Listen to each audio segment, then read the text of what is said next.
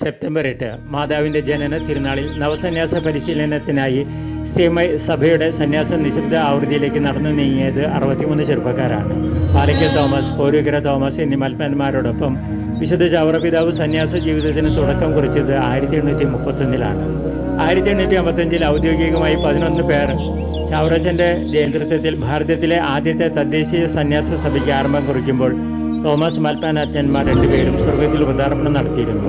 ചാവറച്ചൻ വിശുദ്ധനായി ഉയർത്തപ്പെട്ട നിമിഷങ്ങൾക്ക് ചന്തം കൂട്ടിക്കൊണ്ട് ദൈവനിയോഗം പോലെ ആ വർഷം 72 യുവാക്കളാണ് ഒറ്റയടിക്ക് ഈ സന്യാസ സഭയിലൂടെ പൗരോഹിത്യത്തിലേക്ക് അഭിഷേകം ചെയ്യപ്പെട്ടത്. മലയാളി തനിമ കൈവിടാതെ തന്നെ കേരളത്തിന് പുറത്തു നിന്നും ധാരാളം അംഗങ്ങളുള്ള CMI സഭ ലത്തീൻ റീത്തിൽ നിന്നും അംഗങ്ങളെ സ്വീകരിച്ചു തുടങ്ങിയതിന്റെ ഫലമാണ് ആഫ്രിക്കയിൽ നിന്നുള്ള സന്യാസ വൈദികം. ദൈവവിളിയുടെ പ്രത്യുത്തരത്തിലും സമർപ്പണത്തിലും ആഫ്രിക്കയിലെ ചെറുപ്പക്കാർ ഇതര ഭൂഖണ്ഡങ്ങളിലെ സഭാമക്കളുടെ പിന്നിൽ അല്ലെന്ന് മാത്രമല്ല, പല രാജ്യങ്ങളിലും എണ്ണത്തിലും ഗുണത്തിലും അവർ പെരുകിക്കൊണ്ടിരിക്കുന്നു. ഇന്ന് നമ്മുടെ ഭാരതത്തിലും പ്രത്യേകിച്ച് കൊച്ചു കേരളത്തിലും സന്യാസ വൈദിക ജീവിതത്തിനോട് അഭിരുചിയുള്ള ചെറുപ്പക്കാർ ഉണ്ടെന്നുള്ളതിന്റെ തെളിവാണല്ലോ ഈ 63 നവസന്യാസികൾ.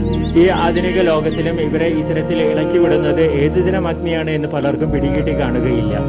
കാണേണ്ടത് കണ്ടെത്തുന്നത് വരെയുള്ള ഉള്ളിലെ ഒരു അസ്വസ്ഥത, ഒരു തീ, അതിനെക്കുറിച്ച് വിശുദ്ധ അഗസ്റ്റിൻ പറഞ്ഞതുപോലെ ഒരുപക്ഷെ യുവാക്കളുടെ അന്തരാത്മാവിലും ജ്വലിച്ചിട്ടുണ്ടാകും. അതുകൊണ്ടാണല്ലോ ഒറ്റ മകനും ഒറ്റ മകളും എല്ലാം തങ്ങളുടെ വേണ്ടപ്പെട്ടവരെ തമ്പുരാന്റെ സംരക്ഷണയിൽ ഏൽപ്പിച്ച് മറ്റുള്ളവരുടെ നന്മയ്ക്കായി നാടുമീടും സ്വത്തും ഇട്ടെറിഞ്ഞു പോകുന്നത്. അവരുടെ സമ്പത്ത് ഈശോയാണ്. മഡഗാസ്കറിൽ ഞങ്ങളെ സഹായിക്കണമെന്ന ഡെനിൻ ഷമ്മാശിന് ഒറ്റ പെങ്ങളാണ് ഡാനിയ. പ്രിയപ്പെട്ടവരെ വിട്ട് CMC സഭയിൽ ചേർന്ന് വ്രതാർപ്പണം കഴിഞ്ഞ ഡാനിയ സിസ്റ്റർ ഡാനിയ എന്ന കർമ്മലീത്ത സന്യാസിനിയായി. പിന്നെ മാതാപിതാക്കളുടെ ഏക പ്രതീക്ഷ തങ്ങളുടെ ഒരേയൊരു മകനിലായിരുന്നു ഡെനിനിൽ. എന്നാൽ കർത്താവിന്റെ വിളി കേട്ട സാമുവേൽ പ്രവാചകനെ പോലെ ഡെനിനും പ്രതിവചിച്ചു, അരുളി ചെയ്താലും അങ്ങയുടെ ദാസനിത ശ്രവിക്കുന്നു. അങ്ങനെ ഡെനിനും കർത്താവിന്റെ വഴിക്കായി. നവസന്യാസ ഭവനത്തിൽ മൗനത്തിന്റെ ഉൾത്തടങ്ങളിലേക്ക് ഇറങ്ങിപ്പോകുന്ന 61 പേരും ഇതുപോലെ ദൈവസ്വരം ആഴങ്ങളിൽ ശ്രവിക്കുവാനും വ്യക്തിത്തിരിക്കുവാനും കച്ചകെട്ടി ഇറങ്ങി തിരിച്ചവരാണ്.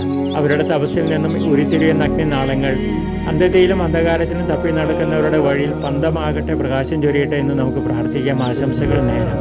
സങ്കീർത്തകൻ പാടുന്നു, എൻ്റെ ഹൃദയം ദൈവത്തിനായി ദാഹിക്കുന്നു, ജീവിക്കുന്ന ദൈവത്തിനു വേണ്ടി തന്നെ. മഡഗാസ്കറിൽ നിന്നും ഫാദർ ജോൺസൺ തലിയത്ത്.